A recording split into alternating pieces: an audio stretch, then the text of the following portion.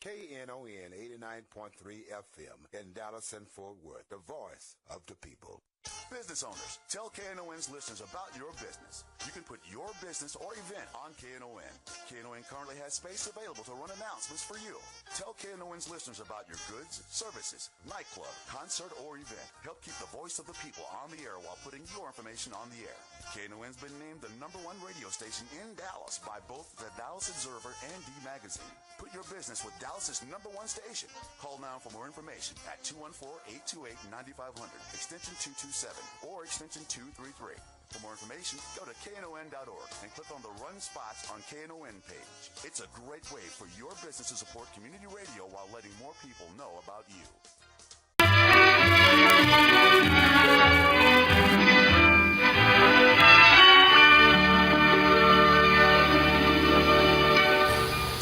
And good afternoon and welcome to Lambda Weekly. I'm Dave Taffet. I'm here in the studio with Lerone Landis, and we have Bob Williams from Branch Hand Rescue, and our guest on the phone is the fabulous Doris Roberts. Do you know, I first saw Doris Roberts on Broadway in Neil Simon's Last of the Red Hot Lovers, and since then she has been in so many shows like, I was going through the list, Mary Tyler Moore, All in the Family, Soap, Barney Mill, all my favorite shows. She won her first Emmy for a part that she played in St. Elsewhere.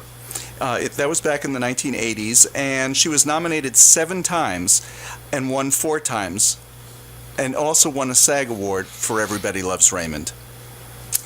Since then, she's continued to be busy with shows like Out in Cleveland and The Middle, but next Saturday she's going to be here in town with us, and if you'd like to see her, we'll tell you how you can get tickets and spend the evening with her.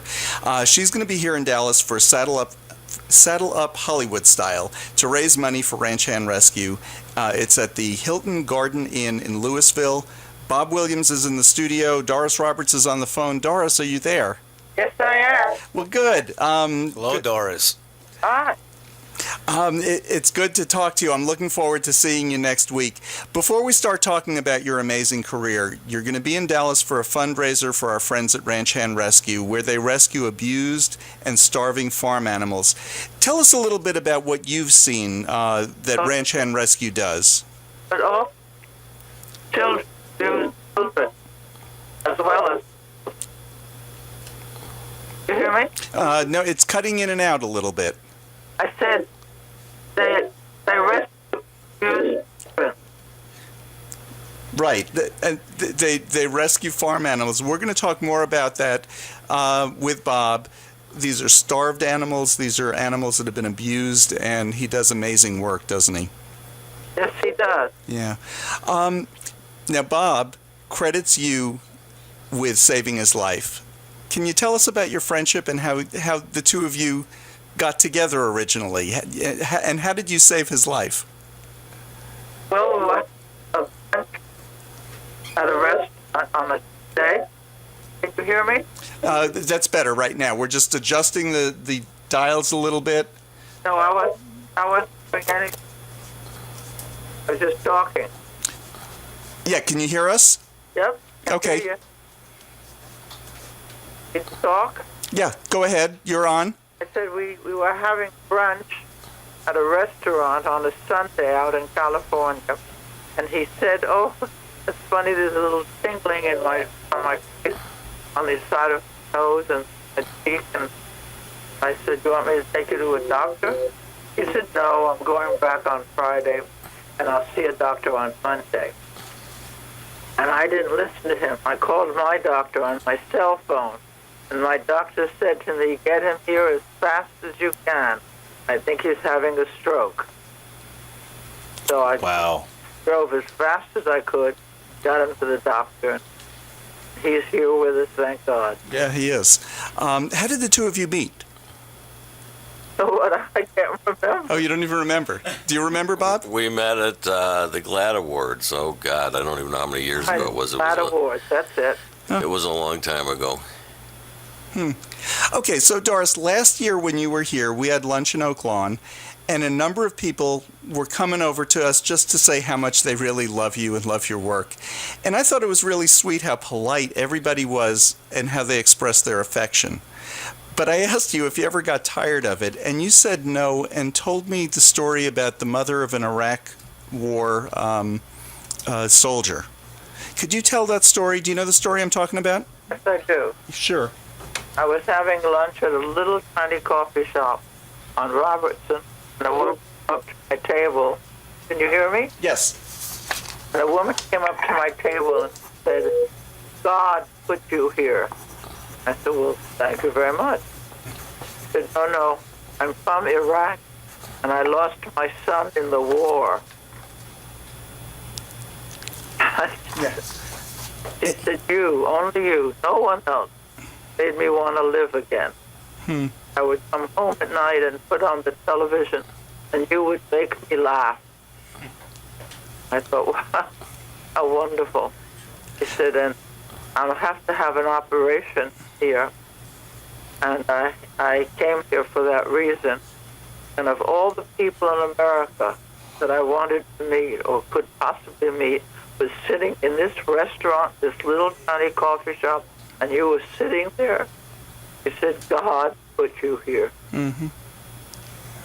Yeah, and isn't it nice the way sometimes those things just come about? Well, I love what I do, and I've been doing it a long time. Uh-huh. That I never even thought that I might be helping someone that way. So I'm very pleased to do what I'm doing. Very honored. Right, and I could tell last year when people were saying hello to you, you really were enjoying it. I mean, each and every one who came up to you, you appreciated that they loved your work. So, my dear, when they stop doing that, I'm in big trouble. Right. Okay, so everyone knows you as Marie, and I'm sure people assume that there must be some of you in the character. Now, I know you as being very warm and caring. I mean, I got that right away. It just was just so obvious that you're not Marie. You're really nothing like her. So some of the character came from the writers, but where did your portrayal come from? People that I knew. One of them was my mother-in-law. You know, and that's the kind of answer I'm sure most people just say, "Oh, sure, your mother-in-law." No, it was my mother-in-law. Yeah. But when you were doing the show, you never threw things in yourself, did you? You stuck to the script. That was really scripted for you completely. Yes, I did. My executive producer wouldn't allow us to ad-lib. Right. So yeah. So that wasn't you. Yeah. You were really made for the role. Were you up against many other people, and how did you land it? Over 100 women read for that role. Huh. Wow. Some were my friends too. And how did you land it? Do you know? I auditioned for it. Yeah, no, but I mean, did they ever tell you what they saw in you? I mean, they picked the right person, obviously. They said that was exactly what they wanted. That was exactly what they wanted, yeah. Okay. What makes Marie so lovable? I think people see through some of the caustic remarks and sarcasm and understand how much she loves her family, but... Can you hold on 1 minute, please? Sure. Okay. Okay, well, and she told me before the show she was going to have to run a couple of times, that she's in the middle of doing a million things. She's amazing. She has not slowed down at all. No. So, Bob, tell us a little bit about, first of all, a little bit about Ranch Hand Rescue, which is what Doris is coming in for. Right. Huh?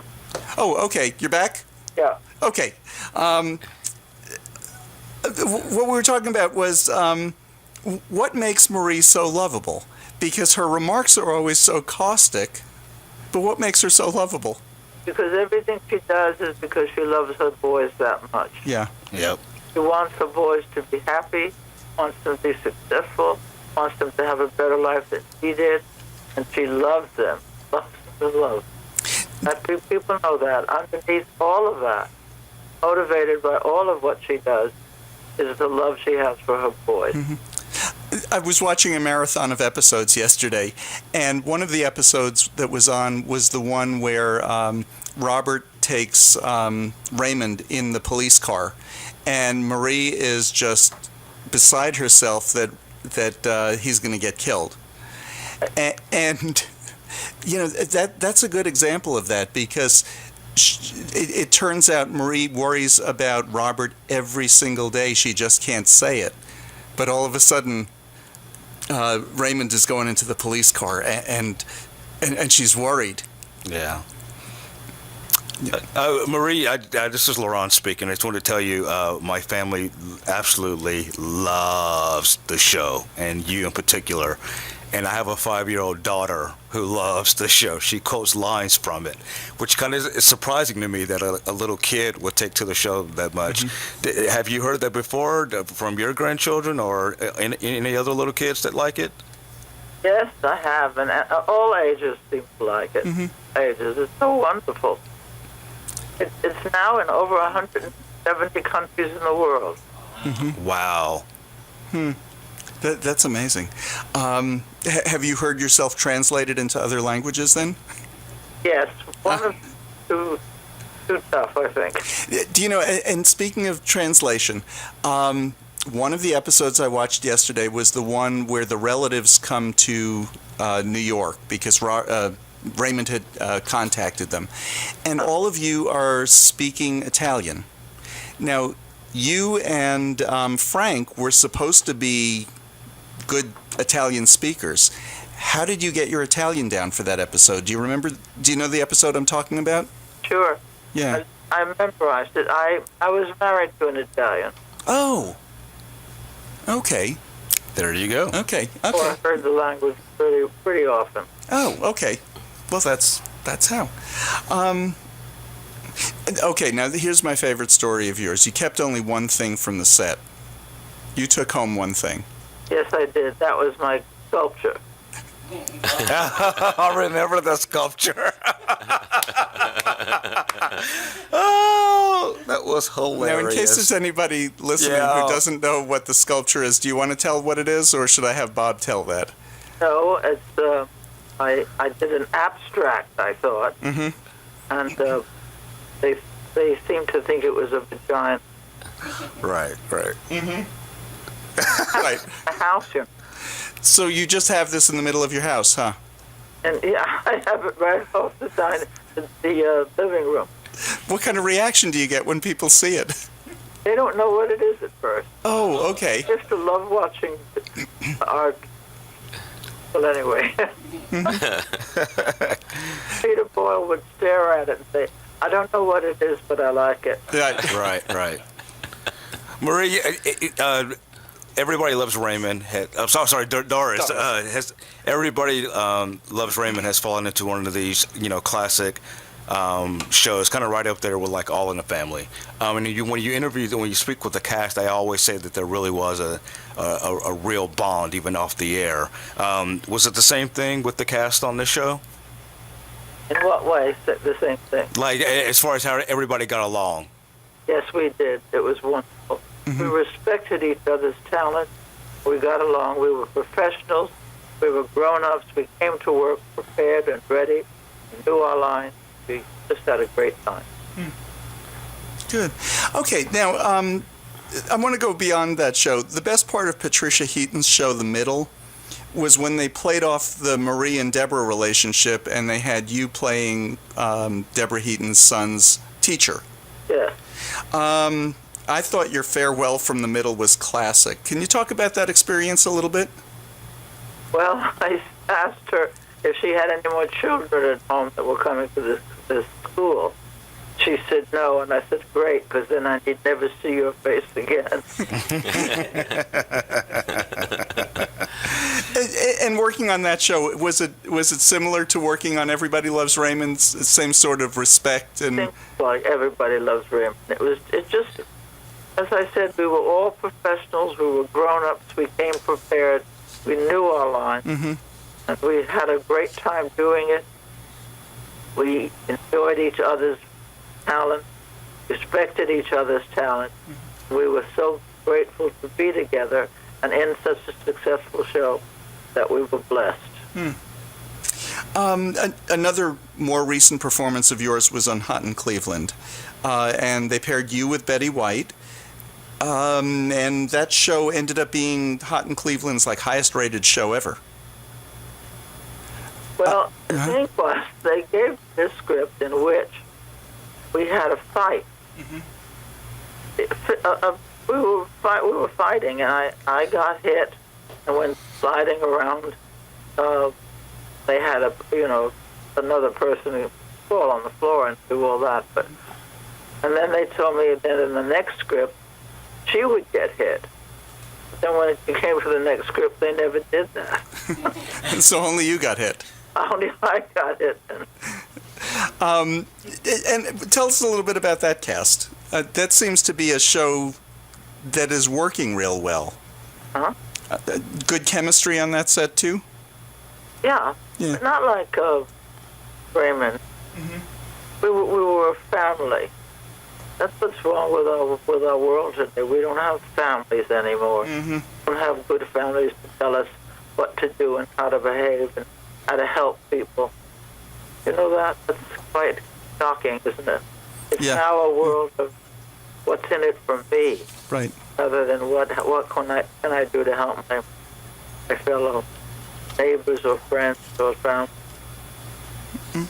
Now, you've done so many other roles, and I was just going through and I picked a few. I always loved Mildred Krebs. Does that one or some of the others stand out for you? Oh, sure. Mildred Krebs was wonderful. I think the first show I did on Remington Steele was hysterical because Pierce Brosnan went to hold me up, and my weight pulled him down. Mm-hmm. You were the one who kind of held that office together. You held the show together. Well, how nice! Thank you for that compliment. Yeah, no, you did. That was while they were out solving the crimes, you were there keeping everything together, and that's what I liked about that. Any other roles that you've done over the years that just really stand out? Well, the one that I got my first Emmy for. On St. Elsewhere. Yeah, which I was a woman who I had to have my feet amputated. I wouldn't let them do it because then no one would take care of my friend, who was Jimmy Boko. Yeah, you were a homeless woman in that. That was a very dramatic role for you. I've gotten 5 Emmys. Right. And I've also gotten one for drama. Right, and this one was, and yeah. One other role that I remember that you did, you were Petronella Von Don in Diary of Anne Frank. It certainly was, yes. How hard was that to play? I mean, just emotionally. But it was wonderful because you could use it as an actor. Oh, yeah, brilliant play. Yep. Yeah. When I went to Holland, I went to see the Diary of Anne Frank's house. Yeah. And it was really quite shocking. Mm-hmm. I know what happened to those people. Yeah. So did you visit the house before or after you played her? After I It was played. after. Yeah. We need to take a break. Doris, can you stay with us for another few minutes? Sure. We're going to take just a short break. We'll be back with more Lambda Weekly right after this. We're talking to Doris Roberts, and she's going to be here for a fundraiser for Ranch Hand Rescue next Saturday. We're going to give you all the information. You can go to ranchhandrescue.org to buy your tickets. Meet Doris, who will be here next week. Stick around. Doris will be back with us. Hi, this is Patty Fink, and you're listening to Lambda Weekly on 89.3 Knon FM. And I'm Dave Taffet here in the studio with Lerone Landis. Bob Williams from Ranch Hand Rescue is here, and he's having a fundraiser next weekend. It is at the Louisville Hilton Garden Inn. Where is that located, Bob?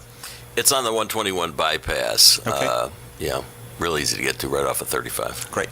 And it is next Saturday, 5 o'clock. Tickets are online at ranchhandrescue.org. Doris Roberts is going to be there. We're just talking to Doris right now. She's coming in. When are you coming in, Doris? I'm coming in on Wednesday. On Wednesday? Yeah. Ah, good. So you have a few days to spend just enjoying Dallas. Yeah, well, actually, a lot of media. Oh, lots of media. Lots of media. Oh, okay. Right. So we're just the first media. Right. You're the first media. We're just talking a little bit about Doris's career. You did quite a bit of Broadway. Do you have a preference between TV, movies, and stage? I love stage. I did 21 years on Broadway. Yeah. I love it. But, it's very hard. There's 8 performances a week. Mm-hmm. All you can do is that. As you get older in life, you want to have more time to enjoy it. Can't always be work. Yeah, it must be exhausting to do. It is exhausting to do, but it's wonderful because no one can edit you out or cut you from or be on somebody else's face when you're talking. Mm-hmm. It's all yours, and a wonderful relationship you have with the audience. Mm-hmm. Because the audience is always different. And I saw you in Last of the Red Hot Lovers. That ran in like 1969 to 71. I still remember your performance because that's how powerful a play can be. Wow, So- that's lovely. Thank you. Yeah, yeah. There are different types of performing. What is different when you're doing TV or movies? Well, it depends on where your camera is Yeah. and how well you... I just finished a movie in Toronto. This man is extraordinary. We had 8 cameras shooting at the same time. Mm-hmm. Wow. Wasn't that something? So you never know what they're going to use. No. Yeah. When is that coming out? What is the film and when is it coming out? We'll look for it. Don't know. They're editing it now.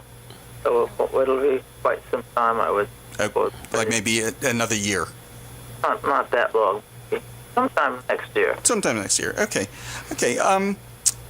You've done a lot of fundraising also, and you've worked for a number of AIDS organizations. You worked real hard on raising money for people with AIDS. You were really one of the first to jump in and help. How did you get involved in that?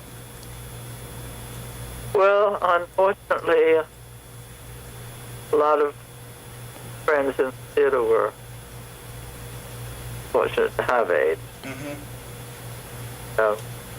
I was the first one out here in California to put on a benefit for them. And then you continued. Yes, and I was at the organization called CAF, Children Affected by AIDS. It's still not a disease that's been conquered. Right. Nope. But we hope it will very soon. Mm-hmm. There are a number of new drugs that I just heard are coming out that still just control the disease, but fewer side effects. So it doesn't affect That's good. Yeah, it doesn't affect the liver quite as badly, doesn't affect the kidneys quite as badly. So, there's been just so much progress made, and it's... I want to emphasize, though, that Doris has raised millions and millions and millions of dollars for AIDS, and has certainly been, in the early days, one of the first advocates to be out there saying, we need to stop this, and we need to raise money. Yeah, and that's what I'm saying. She was before Elizabeth Taylor, because Elizabeth Taylor waited until her friend Rock Hudson had it. Right. Doris was out there. Right. Front and center. Raising that money for us, and we appreciate it. I want to talk about a few more of your shows before you go, or shows that you've been in. Do you have any favorites, Lerone, that you're thinking? Because I have a list. Go down the list. Okay.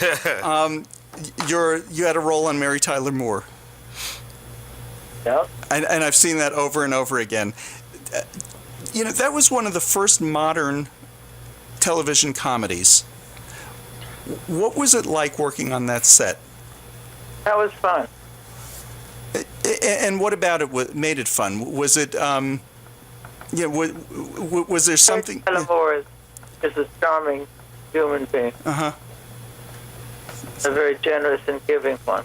That makes it nice and fun. Yeah. Okay, I'm not... The play Bad Habits by Terence McNally was something I loved doing. Oh, okay. Won the Outer Critics Circle Award for that one. Bob, ask. Doris, can you tell them a little bit about Mrs. Miracle on Hallmark and Christmas Vacation? Well, I thought I was going to do another one this year, but unfortunately they're going to do it as Mrs. Miracle, but Mr. Miracle. Oh. But that was really fun. I mean, people come up to me all the time. Yes, it was. It had a great story to it and a message. And I adored doing it. I really did. Mm-hmm. And it's funny because a lot of people, recognize you obviously from Everybody Loves Raymond, but kids come out to me all the time and talk to me about Grandma's Boy. Oh, she's the one that was in Grandma's Boy. It's really cute. I know a lot of young men will stop me on the street, tell me how much they enjoyed Grandma's Boy. I was a bit outrageous in that one. That was fun. Any others that you like? I know you were in Rhoda. You were in Soap. Soap was one of my favorites. And Mary Hartman, you had a classic little role. Yeah. Lerone, do you even know what Mary Hartman is? Vaguely. Okay, it was a takeoff on soap operas in the 70s, or was it early 80s? I forget years. Yeah, but it was a takeoff on soap operas, and all these horrible things happened to everybody. And it was just hysterical. I'm not old enough to remember that. No, you wouldn't remember that, Bob, because you're so young. And everybody here in the studio is looking at me like, I have no idea. Doris, they're just all young kids. No. Yeah. And then Soap. That was another one that was a classic. I do remember Soap. You do remember? I do remember Soap. Yeah. And what did you play in Soap? Do you remember? Remus. Oh, okay. Okay, describe the character a little bit, because she was a character. He certainly was. Mm-hmm. Is Bob? Yeah. Yes, I'm here. How are you, honey? We're going to talk about what you do, wonderful things you do. Okay, why don't we do that? You talked about the animals that you save. What about these young children that are abused? Yeah, I think one of the things that's... Let's just set this up a little bit for people who are just tuning in. Bob Williams has a ranch out in Denton County. It's called Ranch Hand Rescue. They rescue farm animals that have been abused or starved, and he just does amazing work with them. And the work with the animals has been like cutting edge stem cell work to regrow a coffin bone in a horse so that it can walk, prosthetics for another horse. I mean, this is amazing work. I'll talk about But it goes beyond that. It's the people, the kids that you bring in and the soldiers that you bring in. Talk a little bit about that, Bob. Well, we developed, first of all, Ranch Hand Rescue, what I like to say we're known for in the state of Texas is absolutely taking what I call the throwaways, the worst of the worst. They're always critical care cases. They've always suffered from severe abuse and neglect. And I wanted to establish a sanctuary so that animals with special needs would have a place to live for whatever time they had left. And so, you want me to talk about the 10-year-old boy? Right. And, I'll just explain to them a little bit about what we do, and then I'll go into that, Doris, in terms of some of the stories, because I'm going to have you tell that story. But when I started Ranch Hand Rescue, I wanted to do two things. I wanted to save animals, and I wanted to help people. And so we developed a equine and animal assisted therapy program, which really is very cutting edge. Our therapists have the same credentials that every other therapist has, but in addition, they're certified to use animals in a mental health therapy setting. And this isn't riding therapy, it's mental health therapy. And so we're able to take in our biggest group of clients that we see as kids who have been sexually and physically abused. And what animal therapy is very good at doing is getting to the root of severe trauma. We know that certain kids just will not say things in an office environment, but they'll tell it to an animal. We had a story just a couple of weeks ago where there was a very troubled young man who came in who was on probation. And in 3 weeks of equine and animal assisted therapy, the reports that go back to the probation officer, because they're the acting guardians, told one of our therapists that he's uncovered more about this young man in 3 weeks than what he's known in 4 years of seeing him. If we can get to the root of the trauma, especially in kids that have been physically and sexually abused, then we can put together a treatment program that's going to promote healing and long-term development. And that's really the critical key. We serve kids with eating disorders. We serve kids that have been physically and sexually abused. We do a lot of drug and alcohol, a lot of heroin, a lot of meth. Can I tell the story of the 10-year-old? Sure. Absolutely. Okay. There was a little 10-year-old boy who unfortunately was sexually abused by his father. The child was so traumatized by that, he couldn't talk about it. He couldn't tell anybody about it. It was a terrible secret for him. And this was going on. There was no help for him, supposedly. And then there was a horse that was brought in with a broken leg. When he saw that horse, he asked what happened to the horse. And the little boy was told that the man who owned the horse beat the horse with a bat and broke his leg. The horse was on the ground. This little 10-year-old boy went up to the horse, got on the ground with the horse, whispered into his ear what his father had done. That was a way that they got through to this child. How they helped him. I just think that story is so special. That's amazing. It's phenomenal. You know, we changed the stories a little bit because, you know, we're a HIPAA compliant facility and we need to make sure that we follow the guidelines. But in this particular story, this little boy wouldn't open up to anybody. All right. And we always know that. All right. So when kids come to us that have been abused, especially, there's tremendous trauma.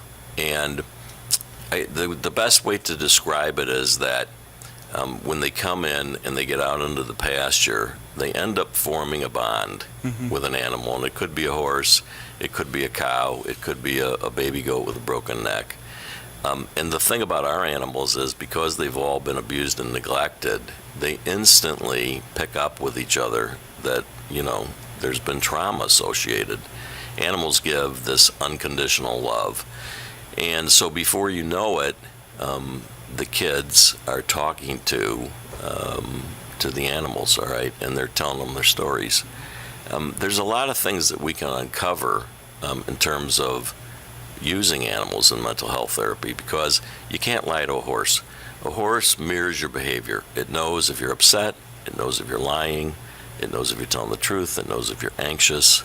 So there's a lot of ways that the therapist knows how to direct the session, all right, in an effort to help. And now we're starting to do mental health therapy to help other therapists, especially that work in centers and that do trauma work and intake work, just to give them a little bit of a break because they're going through such traumatic experiences. So can you imagine being an intake counselor for, you know, one of the advocacy centers and, you know, having to deal every day with these kids that have been sexually abused? It's very traumatic on themselves. So there's a lot of things that we can do to help. And it's the most amazing work that I've ever done. So, eating disorders are so complex, nobody wants to talk about them, all right? Binge eaters, anorexia, but they also have one of the highest rates of suicide in the country. So they certainly need to be addressed. Complex issues require complex solutions. And what I always tell everybody is that very progressive agencies and progressive counselors understand that because these problems are so difficult, we need to throw everything at them and determine what sticks. You know what I mean? Because we just never know when the light bulb's going to go on for somebody and how it's going to help. 2 weeks ago, I was sitting at the picnic table at the ranch, and a woman walked up to me, and she said, "Are you Mr. Williams?" And I said, "Yes, ma'am, I am." And she said, "You've been seeing both of my kids. They were both sexually abused for about 3 months now." And of course, I knew her story, but it's not something that we discussed. And there was a couple other people sitting at the picnic table, and she burst into tears. And she said, "I don't know how I'm ever going to thank you." And I said, "For what?" And she said, "You've given me back my kids. For the first time since this has happened, the light is back in their eyes. They're laughing. I've got my kids back." And she was crying, and I was crying, and Marty was crying, and Nan was crying, and, we're all crying together. Because it's absolutely beautiful to see, be able to see people heal, all right? Drugs and alcohol. We had a young man that did a documentary for us, and he said, "The animals saved my life. I was going to commit suicide, and they gave me purpose." And for the first, 7-year heroin addict. So for the first time in my life, I want to live, and I want to get clean. And that young man has been clean now for over 3 years. So, I always tell people, especially on the drug and alcohol side, if you meet me halfway, I can help you. Bob, we need to take a break. Before we do, I just want to say Doris Roberts will be at your fundraiser. It's the Louisville Hilton Garden Inn at 121? Right, 121 bypass. 35. Tickets are online at ranchhandrescue.org. Go there. Get your tickets, come on up to Louisville, and you can meet all of us. Yeah, we actually only have a few left, so if you want them, you need to go online and get them now. quick. Yeah, it's just about sold out. Good. Well, that's a good thing. That's a good thing. Yes. Well, let's sell them for a great cause. Weekly listeners. You're listening to Lambda Weekly on 89.3 Knon FM. I'm Dave Taffet here in the studio with Lerone Landis. Bob Williams is with us from Ranch Hand Rescue, and Doris Roberts is on the phone. She'll be in town for the fundraiser later this week. We'll be back with more right after this. Hi, McDonald from Resource Center Dallas. You're listening to Lambda Weekly on 89.3 KNON FM. Okay, and this is Lambda Weekly. I'm Dave Taffet here with Lerone Landis. I want to tell one story just about the animals and how they have taken care of each other. First time I was out at the ranch, Midnight, who's their miniature horse who has a prosthetic leg, had just gotten his leg. And Midnight was in a corral. They couldn't let him run around, so he was in a very small corral so that he could get up and walk around. There was plenty of room to walk, but he was getting fat. So they were restricting his food. Well, some of the other horses, all the other horses had this big pile of hay. Midnight had nothing. One of the horses was walking from the pile of hay, picking up a mouthful, dropping it in Midnight's corral, walking back, getting some, dropping it in Midnight's corral. But that's how animals care for each other. That is amazing. It's amazing. Do you know people who don't do that for each other? I do. Yeah. Oh yeah. That's awesome. I mean, and it just shows how the animals appreciate Bob, because I was rescued, now let me help him take care of the other animals that are here. I just think it's also amazing that there's even such a thing that you can get a prosthetic for a horse. Well, they invented it. That's awesome. And since Midnight's had his prosthetic, it's amazing how many animals have gotten prosthetics now. And recently there's just been a sheep that got a prosthetic. So it's really wonderful that we could share that with the world. Now, that's another thing that, in fact, that was one of the first things that you did that was helping kids. Kids at Texas Scottish Rite Hospital who are about to have amputations. Yeah, that's a traumatic thing for a kid. I mean, for anybody. Yeah. But so they were bringing the horse to the hospital, and or bringing kids out to the ranch to see the horse could do it, so they could too. Right. Yeah. And Doris, are you still there?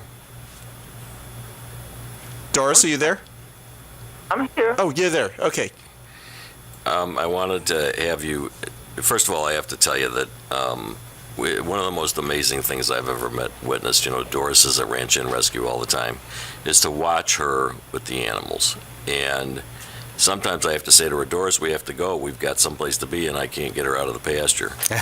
But Doris, do you want to talk up a little bit about your relationship with Midnight and what he's done, and then also some of the experiences that you've had with the animals? Well, the amazing thing is when you see that this horse,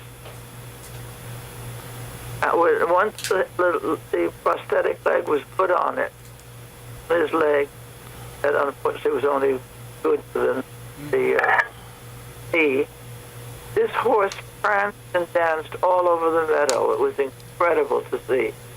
And when they bring the horse to a hospital of returning veterans who have lost their legs, these men see this horse and how it dances, and they think, well, if the horse can do that, so can I. And it brings great hope to them. And I just am so proud of Bob and what he is doing. And they take it to hospitals for children who unfortunately have to have their legs amputated. So this little horse has done a great work, great hope for many people. Well, we're blessed to, have so many people involved in our organization who help us. And, I don't know what I don't know. I figure if they can do it for people, why can't they do it for an animal? Mm-hmm. Doris has been a mentor, a role model, and a very close personal friend of mine for many years. And I'm going to have her tell you her favorite saying, all right?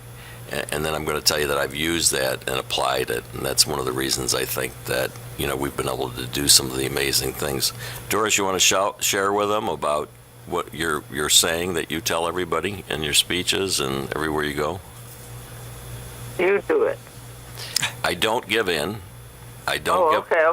Okay. My motto, yeah, mantra, is I don't give up, I don't give up, I don't give in, I don't settle, and I never take no for an answer.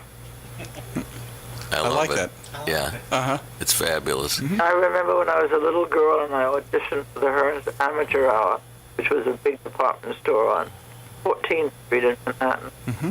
And I had a list, and I sang a song. Bell bells ring, are you listening? And my tongue would come out of my mouth. And it was just awful. They gave me the bell, the gong, the hook. They couldn't get me off that stage fast enough.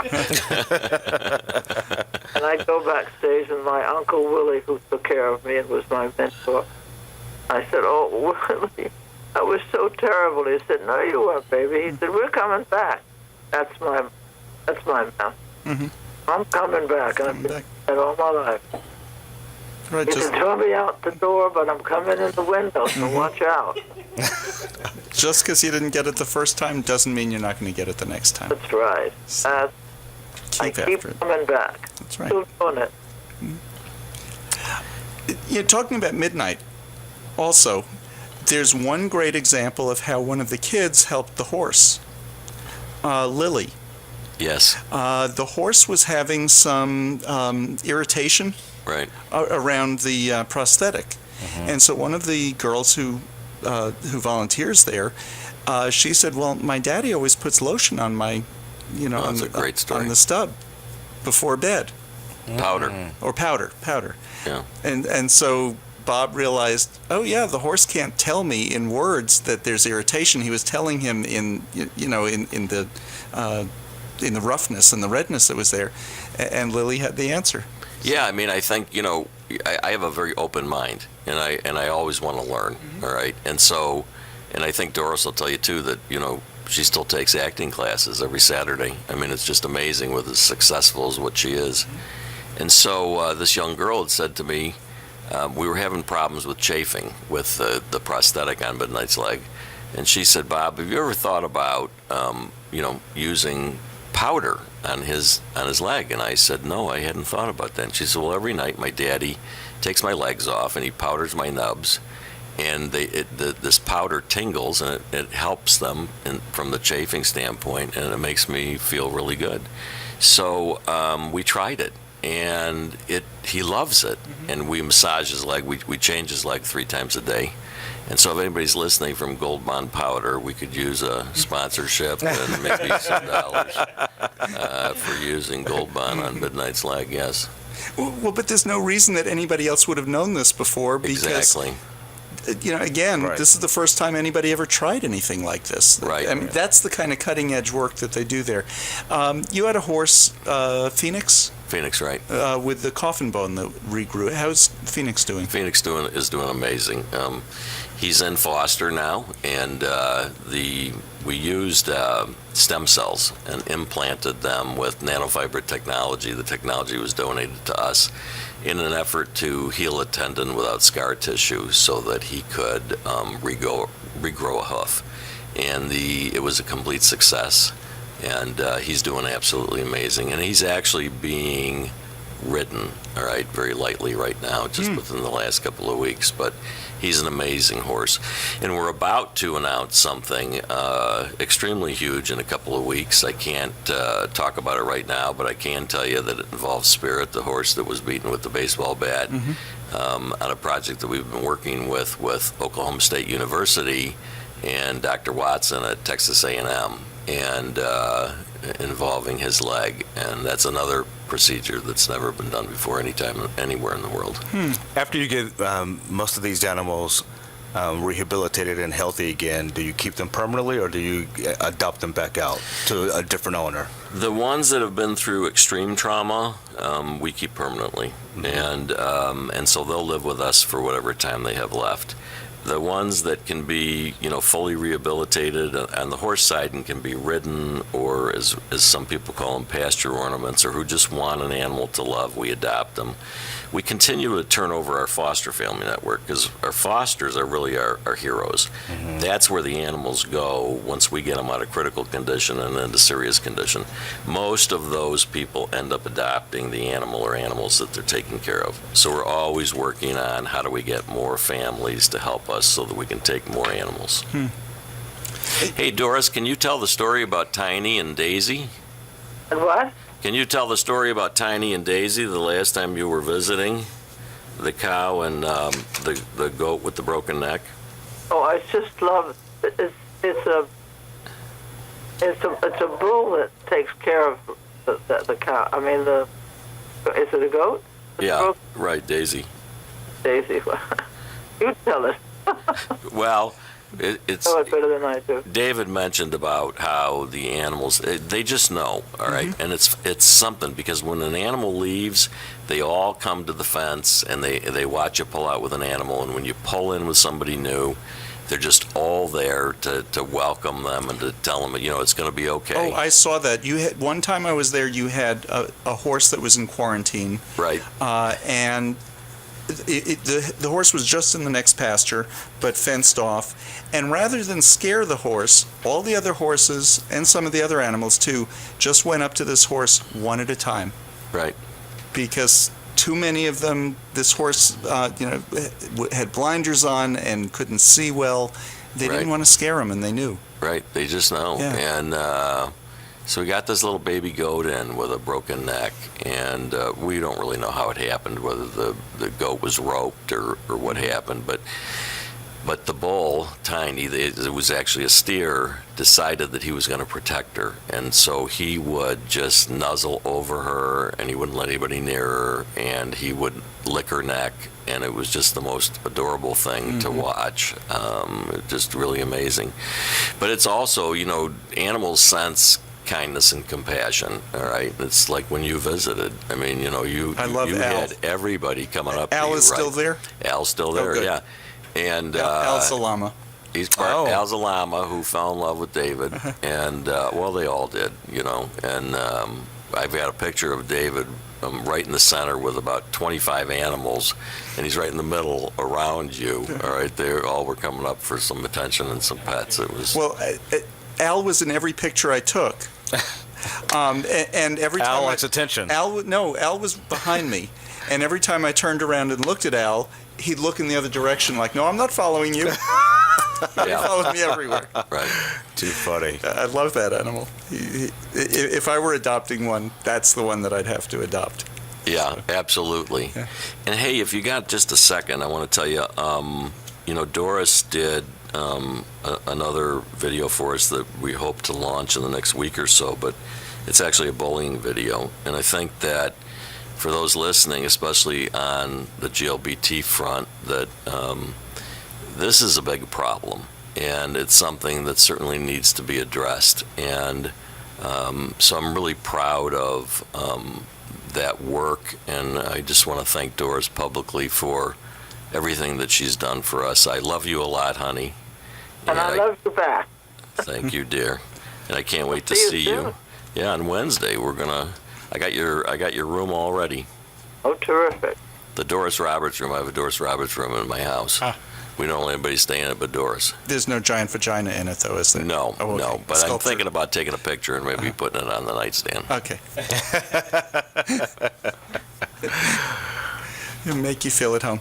Okay, so the fundraiser is this Saturday night, November 1st, Louisville Hilton Garden Inn. It's an amazing night. It's going to be an amazing night. What else is going to be there? So doors open at 5 o'clock, and we've got a couple of surprises. But cocktails from 5 till 6:30. Then we have a sit-down dinner from 6:30 till 7:15, and then the program starts. Our entertainment this year, we've got a silent auction and a live auction, of course. And our entertainment this year is Phil Crosby Jr., who is the grandson of Bing Crosby. And he sings a lot of his grandfather's hits, and he's got an 8-piece jazz band that we have from UNT. So we're excited about that. And then Jack Betts, who has performed for us before. He's an incredible singer, and he's been a friend of Doris's for years and years and years. Will be also appearing, along with, for the first time in Dallas, Maria Elena Infantano. And Maria is also an amazing singer who is just going to bring a lot of life to the show. And she's going to add some really nice things. And then Mike Ducey from Fox News is our MC. So, and then we have a few other surprises. Of course, Doris is the host, and so she'll be talking and meeting everybody, shaking hands and kissing babies, so to speak. Mm-hmm. So it's going to be a really fun night. And then so I need to find my baby? Yes, find your baby. Well, you have him right over there. Oh, that baby. Yeah, and I was then going to say I'll have to borrow Gabrielle. Right, and then we've got a nice group of friends coming in from Los Angeles. Actually, Chef Joey is going to be on your show next week, and so that's pretty exciting to have them. And aside from the upcoming event, how and when can anyone come and just visit Ranch Hand Rescue? Well, we're not open to the public, but you can make an appointment. You can go to our website, give us a call, all right, and we'll set you up with a private tour, and that way you can come out and visit everybody. For anybody that's interested in our equine and animal assisted therapy program, you can go online, you can learn about it, you can call us at 940-464-0985, or... Okay, somebody does not have to be in a program, they can just be having some problem and contact you directly? Yes. Yeah, okay. And we get a lot of referrals, and let me tell you, my passion is for people that need our help, but simply can't afford it. 60% of our services are free. We let each referring agency determine who's indigent that we work with. But we also get a lot of referrals from counselors and from psychologists and psychiatrists around the Metroplex who really believe that this type of therapy can help somebody. It's particularly effective in so many different areas, but a lot of therapists have been seeing a young person or a child for months, and they're just kind of stuck. So they'll send them to us so that we can kind of get them unstuck, and then we collaborate about. We always understand when a child or an individual comes to us, what it is that we're trying to accomplish. What are we trying to do here to see if we can be effective at it. Bob, Yes. Doris, is there any dancing on Saturday? Yes, it's going to be dancing, and yeah, we got a beautiful dance floor. It's a great evening. It's entertainment and dancing and food and drink and laughter. And save a dance for me, Doris. The tickets, hurry up because they're going fast. That's right. Yeah, if they are almost sold out, if you're interested in going, go to the website ranchhandrescue.org. We're out of time. Doris, I want to thank you so much for spending the hour with us. Thank you so much, Doris. Okay, see you soon. I'm looking forward to seeing Love you you, next honey. week. See you Wednesday. Okay. And Bob, thank you for being with us. Next week starts Pledge Drive. That's why I went, oh, that's right. Next week starts Pledge Drive, so we'll be doing pledge begging and Chef Joey here. Candy, I'll talk to, who's usually our first Pledge Drive person, to be the week after. Erin, who's our second week, she'll be third week. For all of us here at Lambda Weekly, it's just housekeeping stuff that we could have done off air. We'll see you next week. Knon 89.3 FM in Dallas and Fort Worth, the voice of the people. Business owners, tell KNON's listeners about your business. You can put your business or event on KNON. KNON currently has space available to run announcements for you. Tell KNON's listeners about your goods, services, nightclub, concert, or event. Help keep the voice of the people on the air while putting your information on the air. KNON's been named the #1 radio station in Dallas by both the Dallas Observer and D Magazine. Put your business with Dallas's #1 station. Call now for more information at 214-828-9500, extension 227 or extension 233. For more information, go to knon.org and click on the Run Spots on KNON page. It's a great way for your business to support community radio while letting more people know about you.